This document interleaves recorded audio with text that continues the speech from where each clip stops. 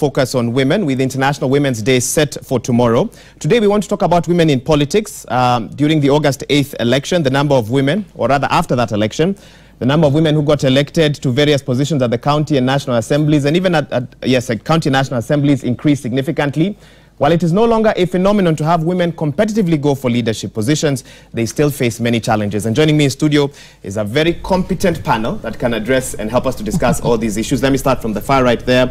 We have Teresa Omondi Adeitan, who's an executive director with FIDA. Welcome to the program. Thank you. Right next to her is Fatima Dulo, Senator, Isiolo County. Welcome to the program. Thank you. And right here next to me is Dr. Joyce Laboso, Governor of Bomet County. Welcome to the program as well. Thank you. Thank you. I want to immediately begin this discussion by showing you 4 headlines from 4 different newspapers. I want to get your views on whether that accurately captures where women are in politics at the moment. Can we play those headlines?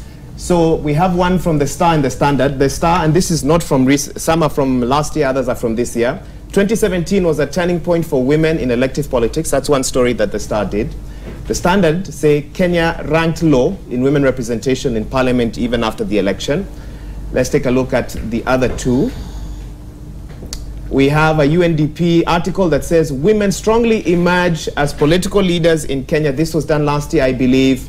And the East African went with another headline, more women elected in Kenya, but the numbers still fall short. Governor, let me start with you. When you look at those headlines, what comes to mind? It's the truth, yes. We have made some good strides, and 2017 was a good year for us as women, especially women in politics. We have now 3 elected governors, 3 elected senators, and quite a larger number than before of elected single constituency members. But still, despite that, we've done good. Well, we've done well compared to other years, but we haven't yet reached the 1/3. Not yet there. No, and we'll come and talk yet. about the 1/3 gender balance. Senator, let me get your initial thoughts as well. Yeah, let me join my sister, Governor Laboso. Of course, what is appearing there are facts. They are facts. Yeah, it's not a doubt that last parliament we never had even a single governor and a single senator. But I should appreciate also we've come from very far, because previously we never had representation in those positions. But 2017, as she indicated, we had 3 governors and 3 senators who are elected in an elective position, what normally is called men position. So I believe we have moved to a certain level. You believe there's a lot? Sorry, go ahead. We have done a lot. I mean, we have achieved to a certain extent, but we need to do more, because that is still not enough, especially when it comes to matters of gender issues within those houses.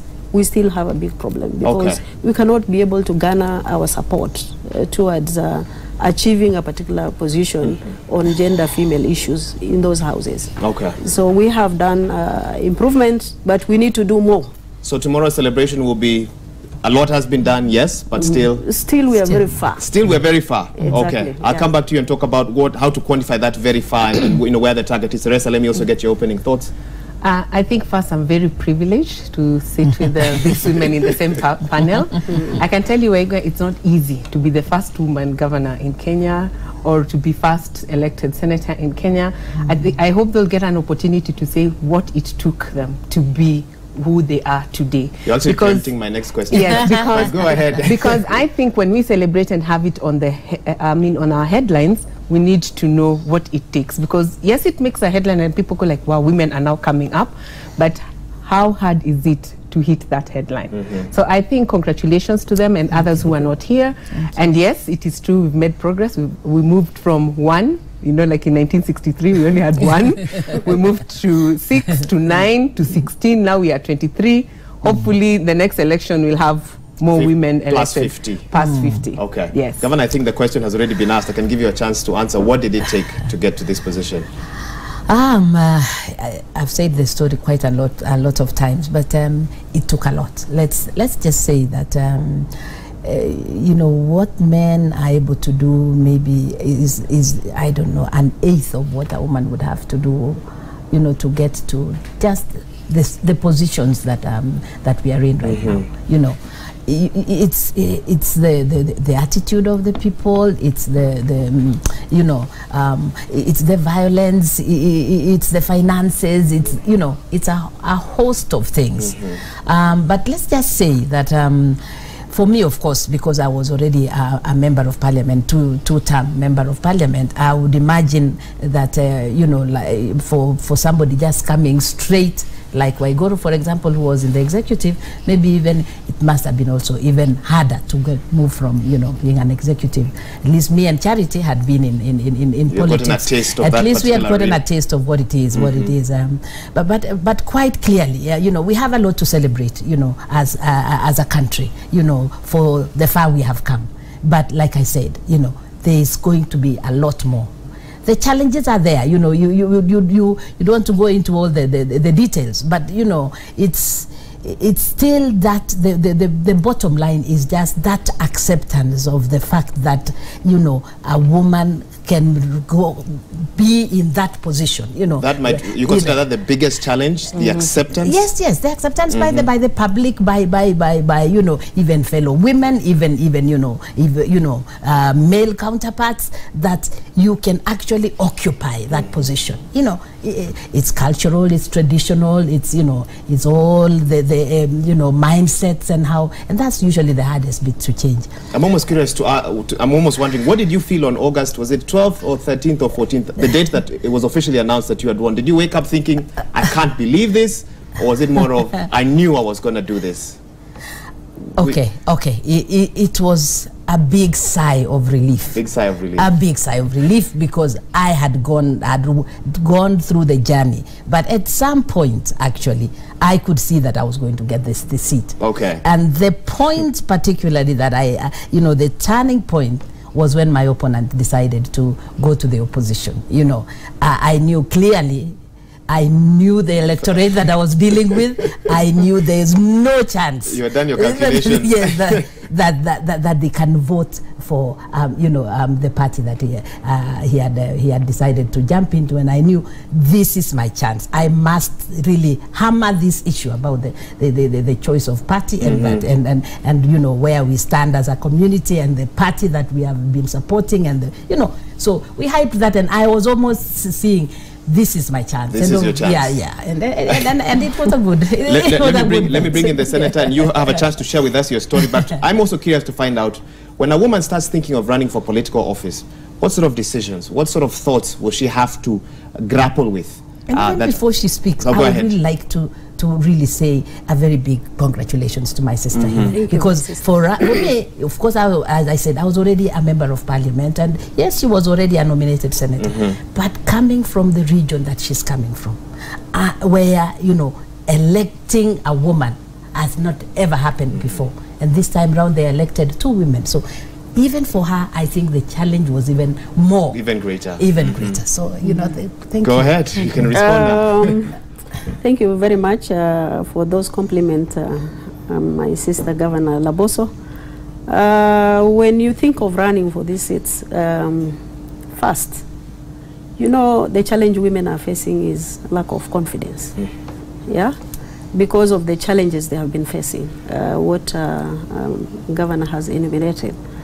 The challenges, whether you are going through or not, those are the things that first ring in your mind. But you need to put your foot down and develop that confidence and say that I must go through this election and I must win. And once you have psyched yourself, then automatically it will work through for you. That will be able now to ensure that the challenges, the strategies you have in terms of ensuring that you're going to go through should be put in place.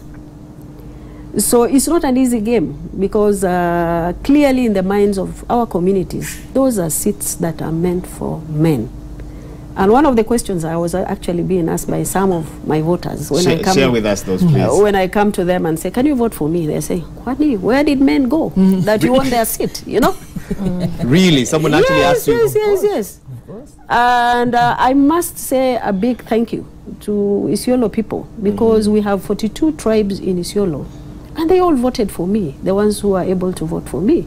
Despite, you know, the undermining the women leadership and all that, at least they chose me as a senator for Isiolo County. But you say that there were some voters who felt that a woman should only run when all the men have retired.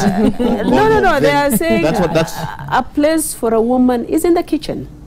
It's nowhere in the leadership, especially that seat is meant for men.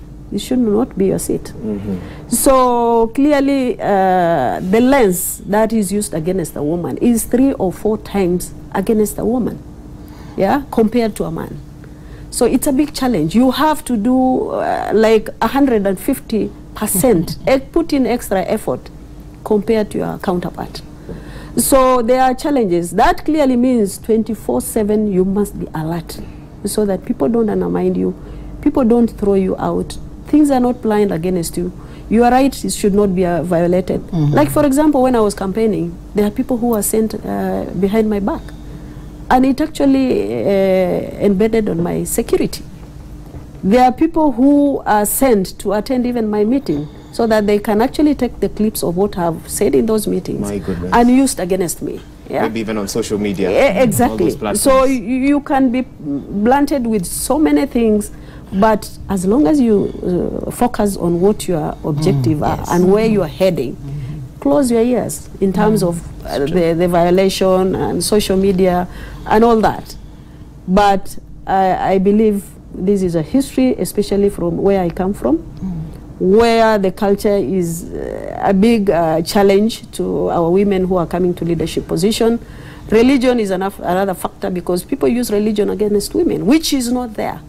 But what worked for me is, of course, having been in the Senate last parliament as a nominated, I've done a lot of work and a lot of projects. And secondly, my background, because I am a lawyer by profession. By the way, Terry was my classmate. Oh, really? So, again, I have a Islamic religious background that worked very well for me.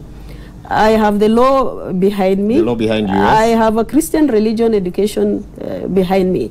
So whenever I'm challenged, I just tell them, can you tell me a verse in Quran that says a woman should not run for an elective post?